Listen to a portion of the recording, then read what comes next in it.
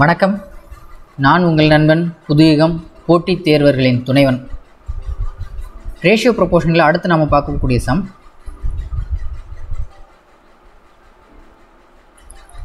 x power 3/2:9 is equal to 16:√x அப்படிங்கிறது தான்.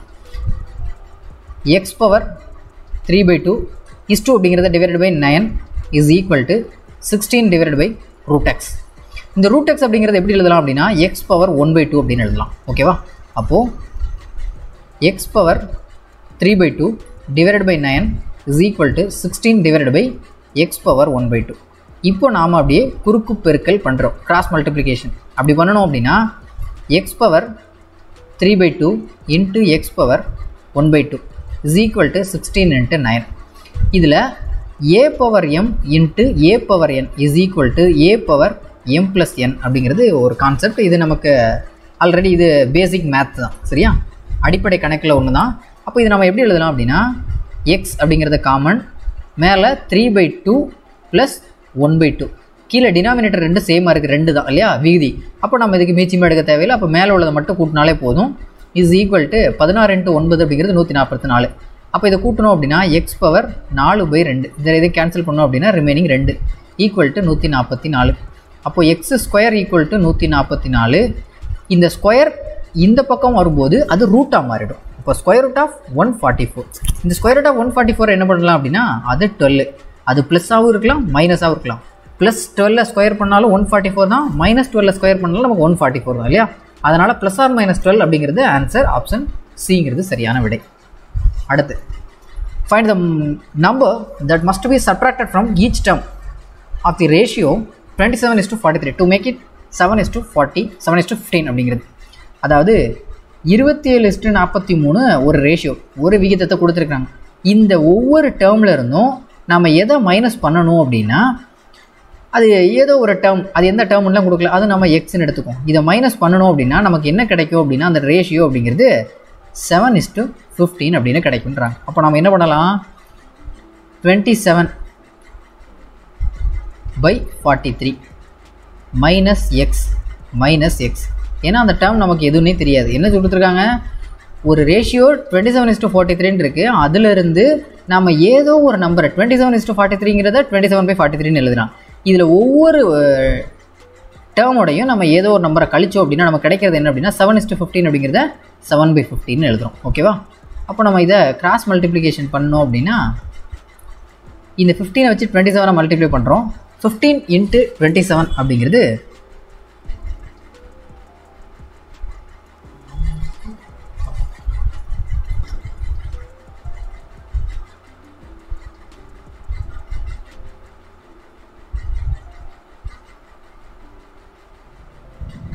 405 minus 15x equal to 7 × 43 அப்படிங்கிறது 301 minus 7x. இப்போ இந்த 405க்கு இந்த 301 சின்ன நம்பராக இருக்குல்ல, இதை நாம் இந்த பக்கம் கொண்டு வந்துடலாம், இந்த 15 இந்த பக்கம் கொண்டு போயிடலாம். அப்போ 405 minus 301 equal to minus 7x plus 15x. 405லேருந்து 301 கழிச்சோம் அப்படின்னா 5 - 1 அப்படிங்கிறது 4, 40லேருந்து 30 கழிச்சா 10, 104 ஈக்குவல் டு 15 மைனஸ் 7 அப்படிங்கிறது 8x. அப்போ x equal to 104 divided by 8.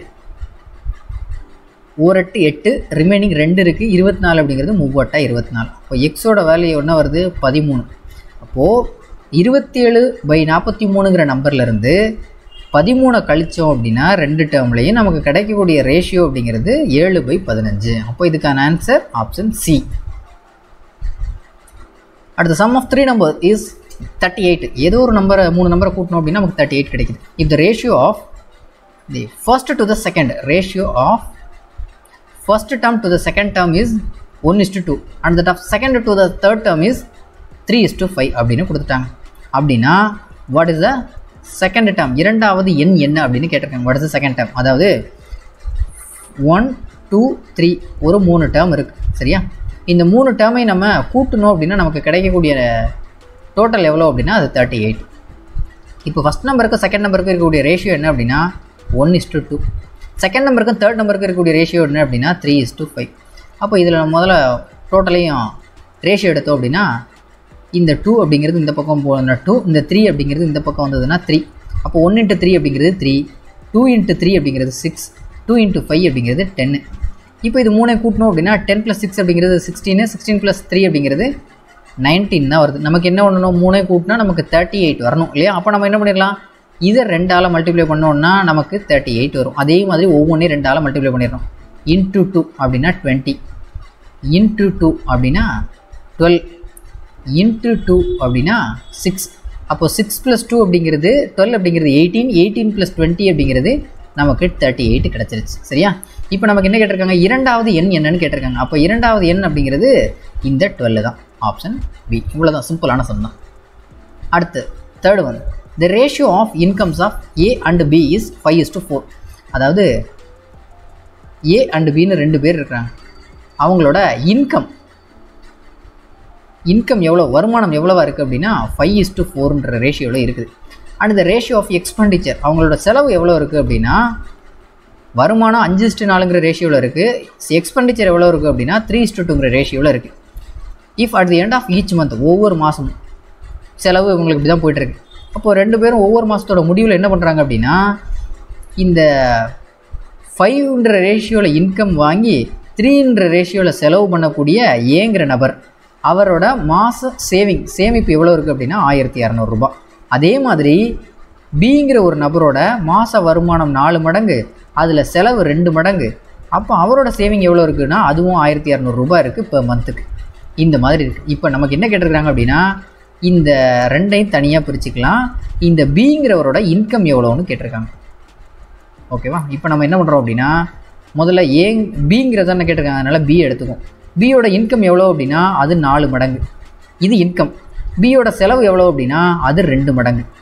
மடங்குன்னு தான் சொல்கிறோமே தவிர அது எவ்வளவுன்னு அமௌண்ட்டு கொடுக்கல. அப்போ நம்ம என்ன பண்ணிடலாம் அப்படின்னா இந்த பியை மட்டும் எடுத்துக்கிறோம். ஏன்னா இது A:B தான். 5:4 அப்படிங்கிறது A:B, 3:2ங்கிறது A:B.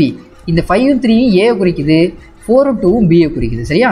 அப்போ பியோட இன்கம் இது, எக்ஸ்பெண்டிச்சர் இது எவ்வளவு மடங்குன்னு தான் கொடுத்துருக்காங்களே தவிர எவ்வளவு அமௌண்ட்டும் கொடுக்கல. அப்போ நம்ம என்ன பண்ணிடலாம், எக்ஸ்ன்னு வச்சுக்கலாம். இங்கேயும் எக்ஸ். இது அவரோட இன்கம், மாத வருமானத்தில் அவர் செலவு பண்ணுறது எவ்வளோ அப்படின்னா 2 மடங்கு. அப்போ செலவு பண்ணது, இப்போ நமக்கு ஒரு 10,000 ரூபா சேலரி வருது, அதில் நாம் 5000 ரூபா செலவு பண்ணிட்டோம் அப்படின்னா ரிமைனிங் நமக்கு சேமிப்பு எவ்வளவு, 5000 ரூபா இல்லையா? அதே மாதிரி தான் வருமானத்திலேருந்து செலவினத்தை கழிச்சிட்டோம் அப்படின்னா நமக்கு எவ்வளோ மாத சேமிப்பு அப்படின்னா அது 1200 ரூபா. அப்போது 2x = 1200. அப்போது x = 800. இந்த 2 அப்படிங்கிறது கீழே டிவைடட் வந்துடும். 1600 / 2 அப்படிங்கிறது 800. அப்போ எக்ஸுங்கிறது 800னா அவரோட இன்கம் எவ்வளவு, 4x.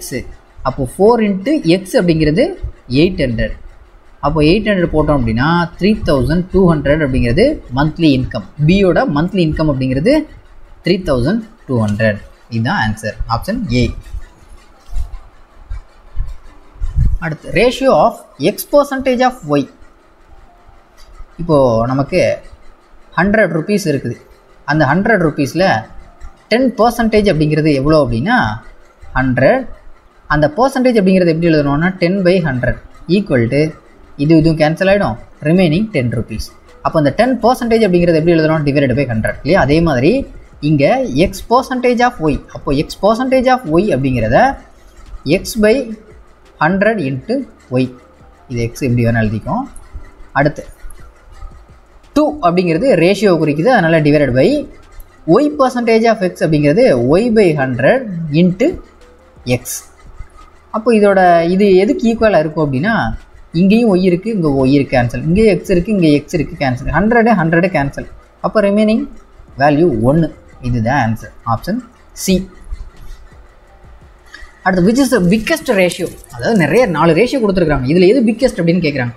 ரேஷியோ கொடுத்துருந்தாலே நம்ம அதை எப்படி எழுதலாம் அப்படின்னா டிவைடட் பைன்னு எழுதலாம் இல்லையா?